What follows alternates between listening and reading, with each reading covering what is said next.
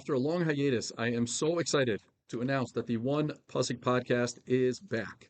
During this break, it was really gratifying hearing from so many of you how much you missed the podcast. But we're back, and we have a new team assembled, a team that I'm really excited about, and whom I will introduce you to next week for Parshas Vayera. In the meantime, this week, I wanted to kick things off with something a little bit different, inviting a guest on the podcast that I hope to have on a monthly basis, and that is my better half, my wife Shoshana, because the new team will be doing about 3 out of 4 Parshas of the month, but hopefully once a month I'll have Shoshana on so that we can talk about relationships and lessons for relationships that we find in the weekly Parsha. So, Shoshana, thank you for joining me here. So excited to be back. Fantastic. Okay, so our one pasuk for this week's Parsha, Parshas Lech Lecha, comes from Perek Yud Zayin, Pasuk Yud Tes, chapter 17, verse 19. Vayomer Elohim, Hashem says, he's talking to Avraham, Aval Sarah Ishtecha Yoledes Lecha Bein, Vikarasa es Shmo Yitzchak. Sarah, your wife, Aval, but Sarah, your wife, will give you a child, and you will call his name Yitzchak. V'hakimosias risi ito, and I will establish my bris, my covenant with him, livris olam, an everlasting covenant, lizaro acharav, for his offspring to come. This comes in the context of a prophecy that Avraham had following the birth of Yishmael, in which Hashem says, I'm going to make you into a great nation, and I'm going to establish a covenant with you. And Hashem has to clarify for Avraham that covenant is going to be established not through Yishmael, Aval, but through Yitzchak. Shoshana, please, what can you tell us about this pasuk? So this is a really intriguing pasuk, even though initially it may not seem as such, especially if we look at it in context, both what comes before it as well as what comes after it. Just 2 psukim earlier, Hashem had said to Avram already, you're going to have a son with Sarah. And Avram responds by laughing. He says, how can that be possible? Are you sure? He even goes so far as to propose that maybe, God, you're referring to Yishmael. Maybe that's what you mean. And so our pasuk here, God repeats to Avraham a second time saying, no, I actually do know what I'm talking about. You're going to have a son with Sarah. I'm actually going to tell you even what you're going to name him. Now, that's what came right before. Pause and fast forward just one perek, and we have the 3 visitors who come to visit Avram after his Brit Milah, and they tell him that they'll be back in a year, and when they come back a year from now, he and Sarah will have this promised son. And instead of Avram's reaction here, we have Sarah's reaction. Sarah, we're told, is in the tent, eavesdropping. And when she hears this proposition, she responds in the very same way. She laughs. And here's where things get really weird in the text.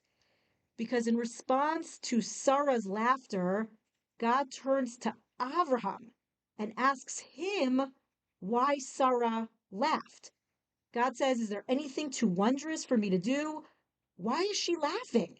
As I said, I'm going to return in a year and you're going to have a son. So if we pause here for just a second, there is so much to talk about, to question, to analyze. But I want to focus on just one obvious question, which is why God turns to Avraham to ask him about Sarah's laughter. Why not turn to Sarah? And it's even stranger because God doesn't give Avraham a hard time when he laughs in his initial reaction. Now he gives Avraham a hard time because of Sarah's laughter. So if we turn to the Ramban, the picture becomes so much more clear. The Ramban writes, and I love his language here, he says, Ra'ui shenomar. I think it's absolutely correct to infer Ki Avraham lo gilala hane'amar lo mitchila, that Avraham never told Sarah about that original conversation. Our pasuk, the pasuk you started with, he never told Sarah about that conversation that he had with God, in which God told him that they would have a son. And so think about it. When Sarah laughs, God looks at Avram and says to him, why is she laughing? I told you this last parak. Is this the first she's hearing of it? Why is she having a reaction? I don't get it. Haven't you guys discussed this? Haven't you talked about this already? Such a powerful, powerful window into a glaring gap in the communication between Avraham and Sarah here on something so critically important. And I think it gives us so much to think about and to learn from in terms of sharing things that are vulnerable and sharing them out loud. Because whether it's something neutral, right? You're just thinking about something, or it could be something positive. It's a hope, it's an idea, it's an aspiration, or maybe it's something negative. It's a real fear. When you make the implicit, something you're holding on inside of you, explicit by talking about it out loud, it can sometimes feel really seismic. And it feels that way primarily because of all the responses you might get. You can be met with rejection. You could be met with ridicule, judgment, so many other feelings that are incredibly vulnerable. And so the leaning that so many of us do so much of the time is we keep those thoughts inside where they're safer. And it takes tremendous emotional courage to risk sharing something vulnerable, knowing that there's no guarantee how it's going to be received and how it's going to be responded to. But of course, the flip side to that is that we know that if you don't take those risks, you can't possibly build the bridges that lead to real and intimate connection with others. And so what we see here, which is an unbelievable gift that the Torah is giving us, is noticing that Avram has this conversation that he himself wonders, how can this be? God reassures him, but he's not yet ready to say it out loud, and certainly not to his wife, Sarah, who it directly involves, because it's just too vulnerable. And God takes him to task for that. And he looks at him and says, why is your wife laughing? Haven't you guys talked about this? It seems like she's having an initial response to something she should already know. Beautiful. And in fact, I was thinking as you were talking that we're supposed to emulate God, walk in his ways. And it's interesting because in the next Parsha, in Parshas Vayera, Hashem has a conversation with himself in which he says, how can I hide from Avraham what I'm about to do with Sodom and Amorah? Which demonstrates where basically Hashem models himself what it means to share and to establish partnership out of that sharing. Yeah, and it's such a great example because it's not just sharing, as in business partnership, it's sharing something that he knows is going to elicit a response in Avram, which we see. Avram responds by arguing, by not understanding how the God of justice could do such a thing. God knows this is going to pull Avram into inner turmoil. But you want to be connected, you have to share. You have to share. You have to take that risk and you have to work through those differences in those conversations that evolve. It's such a great example. Obviously, I'm sure you'd agree that you don't necessarily have to share everything. Sometimes we have to protect people. I know it's such a broad question, but is there any guidance you would give to someone who's saying to you, I really need to share something. I don't know if it's too much. I don't know if it's too intense or maybe it's too painful, but I feel it's important. How would you react? I know it's a very general, vague situation. Yeah, but it's a great question. It actually, before I answer it, it reminds me of that golden rule of when couples get into an argument, never go to bed angry. I totally disagree. And thank God there's a lot of research that backs up my disagreement. You can go to bed angry. Actually, sometimes it's better for the argument to wake up and start fresh the next morning. So same thing true here. You don't have to share everything. You probably shouldn't share everything. And I think there are a couple of things that have to happen within a person. The first of which is very, very honest introspection. Why am I holding back what it is that part of me wants to share and part of me doesn't? And if I'm self-protecting, sometimes that's valid. And sometimes it just creates distance. If I'm trying to protect the person I'm married to or my kids or the neighbor or a close friend, whoever it is, sometimes that's valid. Sometimes it does more damage than being open and honest and straightforward, even though it's a painful conversation. I think it's great to bounce that off of somebody you trust who can really mirror back what you're saying with objectivity instead of inserting their own opinion. But it takes a lot of introspection to think about both the motivation behind not sharing and the potential consequences for not sharing. It's tempting to look at the relationships of the avos and trying to analyze those relationships based on the material that we have, recognizing at the same time that there's so much we don't know about the dynamic between Avram and Sarah. Having said that, if you were having a conversation with them post this, let's say Hashem reached out to you, Shoshana, and said, I need you to talk to Avram and Sarah. I have a couple I'm sending you. And they're doing great. They're going to do great things. They're wonderful. But I want them to learn from this situation. Say you were sitting with Avram and Sarah. What would you speak? How would you approach this with them? Kind of post-game Yes, analysis. such an interesting question. I want to say one thing first, which you triggered a thought, which is I think Avram and Sarah, very often when we talk about the different relationships of the Avod and the Mahut, they're kind of put on the pedestal of like, they got it right. They were the best team. They were on the same page. And I think what we're seeing here is strong couples, strong marriages have their downs, right? The obvious is they have their ups. They have their downs. They have their struggles. They have their disagreements. They have what every single human couple has. And I think that's just first and foremost important to point out, even this quintessential couple of Avram and Sarah. But to answer your question, I think I would go to one of the Gottman pillars. John Gottman, who now actually goes by Mordechai Gottman, he's an incredible researcher, been doing research for 40 years out of the Love Lab in Seattle. You can look him up. One of the things that he talks about as a critical communication skill is what he calls soft startup. And his research shows that he can predict with about 96% accuracy that the first 30 seconds of what evolves into an argument, whether that will end well or not well, based on the first 30 seconds, the startup, how you set up the conversation. And I think for this dialogue between Avram and Sarah, part of what may have created more safety to talk about it would have been that startup, right? Avraham coming to Sarah and saying, listen, I want to share something with you. I'm feeling really vulnerable about it. I have my own doubts. I don't know how it's going to make you feel. I just want to put it out there. And can we kind of tread gently, slowly, sensitively, because I'm feeling vulnerable about it. When you set the stage for the conversation that way, it won't always go well, but you have a significantly better chance of it going well. And it takes a lot of self-regulation to be able to do that when you yourself know that you have a lot of emotions going through you about whatever it is that you're about to talk about. And certainly this promise that Avram's going to have a child with Sarah, that stirred up a lot inside of him to the extent that he, to God's face, said, you sure you know what you're talking about?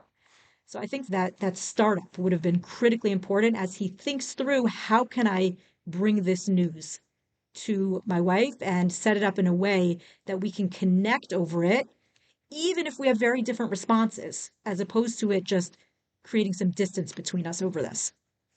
Fascinating. Yeah, So, I mean, I'll give you a personal example just because I like to humanize things. And I ask my clients this all the time. Do you like when I give personal examples? Do you not? And I always get mixed reviews. It goes both ways. But it's interesting. You had made a suggestion that it was a trip, potential trip being planned. And, 20 years into marriage, I was able to say to you, well, let me tell you honestly, I know myself well enough at this point that my gut reaction is going to be, here's all the reasons why I'm hesitant to say yes. So let me just think on it for a day or two and then circle back once I've worked through those in my system. And that's what I'm talking about, right? Being able to know yourself well enough and be able to regulate to be able to have those kind of responses. Now, in case anybody thinks I do this all the time, that's like 1 out of 10, right? When we're depleted or exhausted or pulled in a million directions, we go with our more instinctual responses. We don't, even if we know how to regulate, it's hard to pull from there. But if we do it one more time than we did last time, we're on a really good path. you can tell them the truth. This is how we go about every decision. It's deliberate and it's sophisticated and it's mindful. And you're always wearing a tie. Yeah. You're always wearing a tie. I'm always wearing a tie. Exactly. I'm always wearing a suit and tie. Exactly. Exactly. So there's a word in this pasuk. It's a very simple word, but the way it's used, it sticks out like a sore thumb.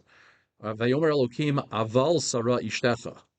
but Sarah, your wife, she will give you a child. Now, we understand why it says but, because Hashem's responding to Avraham's suggestion that Yishmael is the prophecy going to happen through Yishmael. But Rashi makes a comment that I believe highlights something so important that we all know when we use the word but in conversations and relationships. Because Rashi says, Aval, you would think it just means but Rashi says that's not what it means here. Lashon amitas dvarim, Rashi says. No, Aval here means indeed. And it's almost like the opposite of but it means indeed or verily true, or just a word for added emphasis. And what Rashi is trying to say here is that Hashem is saying that Yishmael will also become a great nation. And it's not but Yitzchak will be a great nation. It's really and Yitzchak will be a great nation. Now it's true. The descendants of Yishmael and the descendants of Yitzchak, unfortunately, will be in conflict many, many times. But that's not necessarily the intention. The intention isn't but. The intention is and, because Hashem has a prophecy, there is a destiny for Yishmael, right? And Hashem says that to Avram very clearly. And I think what Hashem's trying to communicate with this aval, which could be read as a but really is an and, is to sensitize us to the difficulty and the complexity of recognizing how to honor two things that are not equal and that are not of equal importance. Hashem is giving a very special destiny to Yitzchak and his descendants, and that's a destiny that Yishmael did not earn. But at the same time, Hashem destines Yishmael for greatness, sees potential in the descendants of Yishmael unifying with the descendants of Yitzchak in the times of Mashiach or what have you. But more importantly, is that Hashem is teaching us how to carry two things at the same time and how not to negate one at the cost of the other. And I think what we're supposed to take away from that is that in relationships, that word but, we want to acknowledge something to our partner, to our kid, and we say, yeah, but, and sometimes the situation calls for but sometimes it could be and, because psychologists say that when you use the word but, it's setting up a contrast. It's negating what came before it. Yeah, like yes, but, and that kind of just undermines or just totally undermines what you were trying to acknowledge, trying to connect over before you insert your own feeling. But if we can learn to appreciate that in many situations, it's not about one or the other, but it's both and we did a video in memory of our daughter in which we talked about both and, then we'll be able to communicate more effectively and show the people that we're dialoguing with, the most important people in our lives, that we honor and cherish what they're saying, even when we don't agree. It's an and not a but. Yeah, I think you're raising something incredibly nuanced, because oftentimes couples will look at what they think is compromise as, all right, I gave in to you last time, you give in to me this time. And so it's kind of like a trade-off. But a much deeper compromise is that. But made sense, by the way, because you're negating that, yes, right? Exactly. Because it's not that you have to compromise and sacrifice something. I'm sorry, go ahead. Yeah, no. And what I was going to say is that a much deeper compromise is being able to dig deep and to say, this really is important. And right now, I'm recognizing that is more important to you than this is to me. And to trust that won't then become a universal rule, and to trust that it won't be thrown back in your face, and to trust that, the same issue may come up another time. Sometimes the situation may be almost identical, but on a different day in a different context, it may be flipped around. And it may be in that context that this is now more important to me.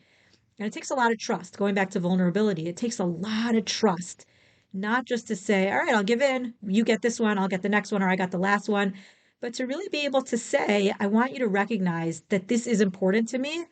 And at the same time, I'm recognizing that is currently more important to you than this is to me. It's a nuanced point, but it creates for a lot deeper understanding of the other and an appreciation for the sacrifice that's being made in that compromise. So there is a sacrifice. I always say a compromise is when both people are not fully happy. That's a real compromise. We think compromises are both people are happy enough. No, both people would like it to be otherwise, but it's enough that they feel like they've given and they've gotten. But what they've gotten is really a strengthening of the relationship. That's what they've gotten. That's a real compromise. There's always a give. There's always a give. I think it's a Disneyland aspiration to think that a compromise means everybody walks away thrilled. That is not a compromise in relationships much of the time. I think when we talk about what it means to invest in a relationship, this is a lot of what comes up, right? Doing something that you both like, that's easy. But doing something that one of you likes and the other one just kind of comes along, but tries to invest as much of themselves in it as they can, that's the work that goes into relationships. That is an element of compromise because you're looking to invest in the relationship by negating my personal interests this juncture. The challenge of this insight, of this idea of and versus but, is to similar to what I was asking you on the last idea. It's like, hey, how do you know where to draw the line? Meaning, sometimes it does feel like you're giving in. Sometimes, it feels like, yes, I'm able to hold both, and that's the real challenge. That's the real work. Absolutely. And I think one of the things that we have to look at is how we feel a couple days later. What is the residual effect? If the residual effect is a calmness, a connection, an element of, okay, this was good, or even if it was good enough, that's a good gauge. And sometimes we only know that after the fact. And it's a risk we take, which is why you can always, always come back. Beautiful. Great to be back. Have a Shabbat Shalom and a wonderful Shabbos to everybody.